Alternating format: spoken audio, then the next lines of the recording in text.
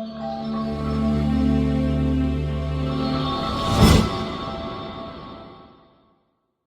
عليكم، ازي حضراتكم؟ عاملين ايه؟ استكمالا للفيديوهات بتاعتنا. الفيديو الجزء التاني ازاي تشطب شقتك، اشطب مع مين. فمهم جدا نعرف الثلاث انواع اللي هنشطب معاهم.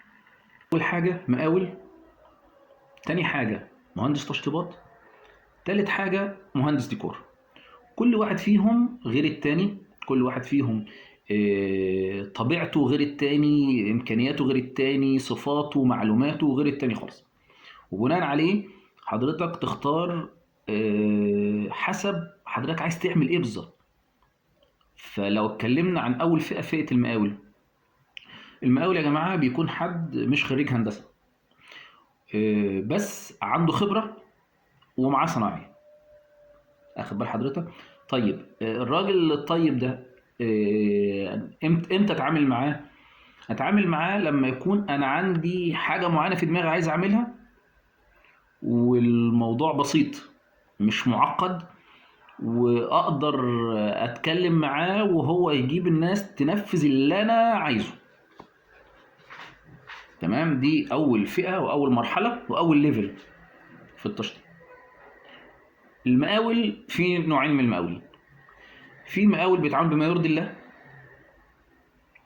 وفي مقاولين نسأل الله العافية.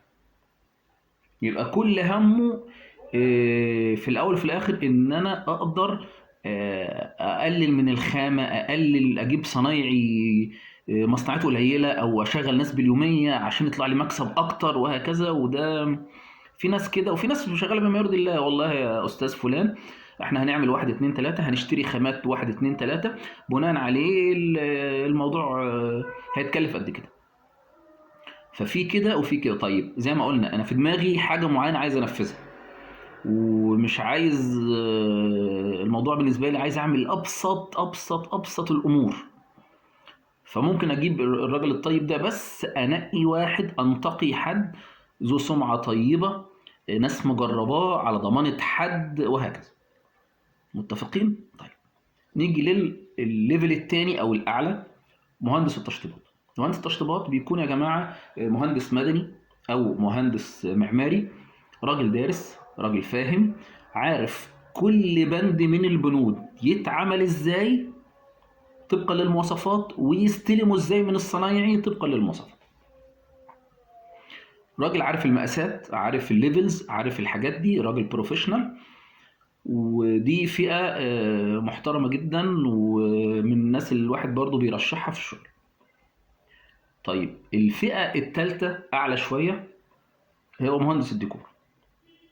مهندس الديكور بيكون عنده صناعية زي المقاول، وعنده معلومات التشطيب، عشان هنفرق هنا الفرق بين المهندس التشطيب ومهندس الديكور. عنده فكرة ومعلومات طبعا عن التشطيب، زيادة بقى عنده معلومات في الديكور، اللي هي نظريات الألوان، أنواع الستايلات، الخامات، وايه يمشي مع ايه، ايه اللي يبقى ماتشنج مع كذا، هعمل كذا فمحتاج اعمل كونتراست مع كذا. الحاجات دي متعبة شوية.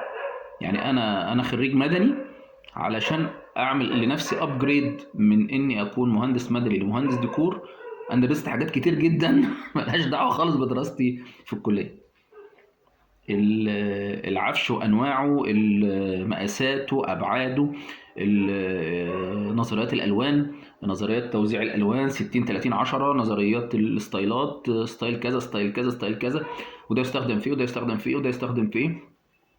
فمهندس الديكور عنده تفاصيل كتير ومعلومات كتير زياده حبتين، وله برضو الفئه اللي الناس تحاول تتعامل معاها. فعندي ثلاث فئات، هختار ما بينهم الناس المحترمه، ذات السمعه الطيبه، عندها ناس عندها سابقه اعمال.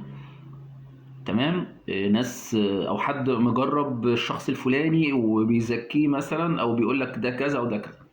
فانا عندي مقاول، وقلنا امتى هجيب مقاول، وعندي مهندس التشطيب لو انا والله عايز اعمل كذا كذا كذا كذا وحاجات بسيطه، ومهندس التشطيبات هيعملها.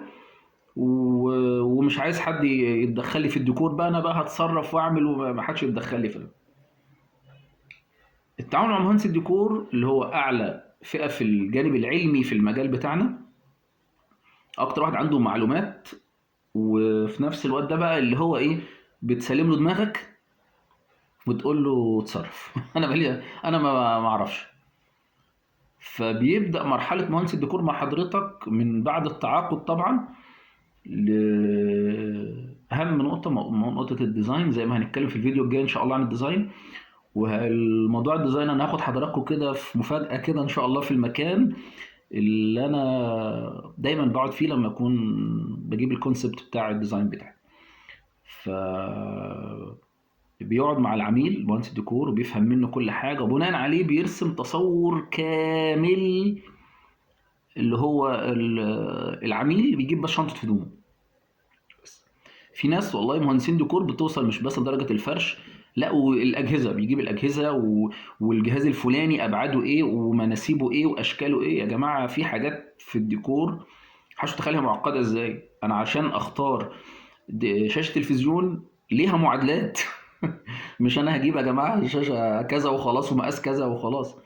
عشان اقول لحضرتك ارتفاع الكاونتر توب بتاعت المطبخ الناس حافظه 90، طب ليه 90 وجت منين 90؟ طب ما ينفعش اعلى ما ينفعش اقل.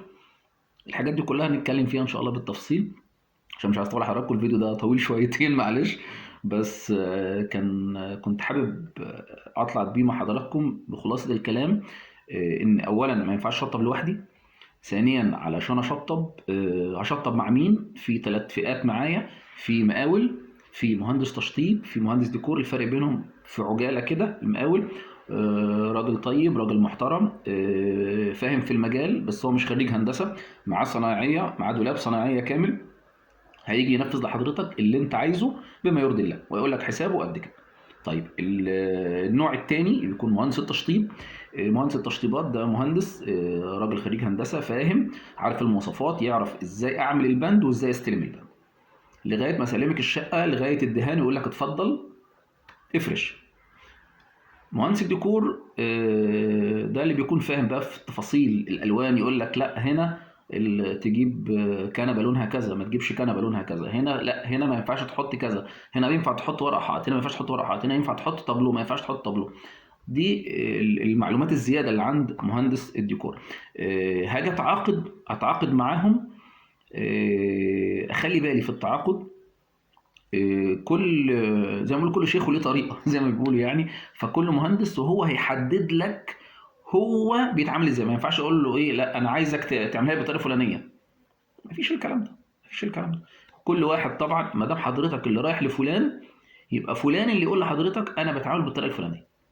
فطريقه التعامل باختصار هم 3 انواع، مفيش غير كده يعني. دي الثلاث انواع المتعارفه هندسيا وفي مجال الهندسه. اي كلام تاني ده لا يمت للهندسه باي صله، وهنركز على النقطه دي. هتتعامل اما بالمقاوله، هيتقال لك والله المشروع بتاعك اتكلف مونه ومصنعيه، والفلوس بتاعت الراجل اللي هيعمله دي هتكلف حضرتك توتال كوست قد كده. دي اسلوب اسمه المقاوله. اسلوب تاني اسمه الكوست بلس. الكوست بلس ده نسبه اشراف، وبتكون على توتال، وبكرر عشان بيجي لنا اسئله كتير جدا في الموضوع ده. توتال التكلفه. مفيش حاجه اسمها العميل يجي يقول ايه، طب انا جايب كذا، هو ياخد ليه اشراف؟ يا جماعه الاشراف مش على الشيء عشان هو عمل فيه كذا، وان كان هنتكلم برضه في تفاصيلها بعدين، ولكن لا، الموضوع مش كده خالص. الموضوع ان هو بتبقى نسبه تقديريه، سي 15% 20%، مور اور ليس، توتال كوست للمشروع ككل. مشروع اتكلف 200,000، اتكلف 300، اتكلف 600، اتكلف مليون، الراجل اللي هيشطب او اللي هيعمل الديكور للمشروع بتاع حضرتك ده له النسبة اللي هو هيحددها بناء على ايه؟ بناء على خبرته، سابقة اعماله، تمام، سمعته الطيبة. ما يجيش واحد، برضه انا بزعل من المهندسين، واحد لسه متخرج الاقيه بيقول لي طب انا هاخد 25% ويضربها بقى وزي ما تيجي. مفيش الكلام ده. حضرتك اللي هتلبس في حيطه في الاخر، لان مفيش خبره. هتيجي تاخد فلوس الناس، هتقوم بقى قافل موبايلك وتهرب، وزي ما بنسمع للاسف مواضيع كتير مش عايزين نتكلم فيها. فالموضوع يا جماعه لا، فانا زي ما اتكلمنا الثلاث فئات وشرحناهم، هنتكلم في عجاله برضو اسلوب التعاقد. قلنا اما هيكون مقاوله وزي ما شرحناها، كوست بلس وزي ما شرحناها، او رقم ثابت. والله المهندس يقول والله يا جماعه انا بشتغل هاخد سي مثلا 20، هاخد 30، هاخد 100، هاخد حسب المشروع، وتيكت اور ليف. والله الموضوع ديل اور نو ديل، موافق مش موافق خلاص مفيش مشكله، الخلاف لا يفسد للود قضيه. طيب اتفقنا وخلاص، بيتكتب عقد بالكلام ده بالبنود الفلانيه، والله عايز دفعات كذا وكذا وكذا، ويكون الموضوع مكتوب عشان ما فيش حاجه تزعل حد، ونبدأ الموضوع يبقى إن شاء الله بشفافية، ويكون في أمانة زي ما هنتكلم في فيديو برضو عن الأمانة في الشغل إن شاء الله، جاية فيديوهات كتير ما تقلقوش. فإن شاء الله رب العالمين ربنا يملأ بيوتكم بركة وحياتكم سعادة.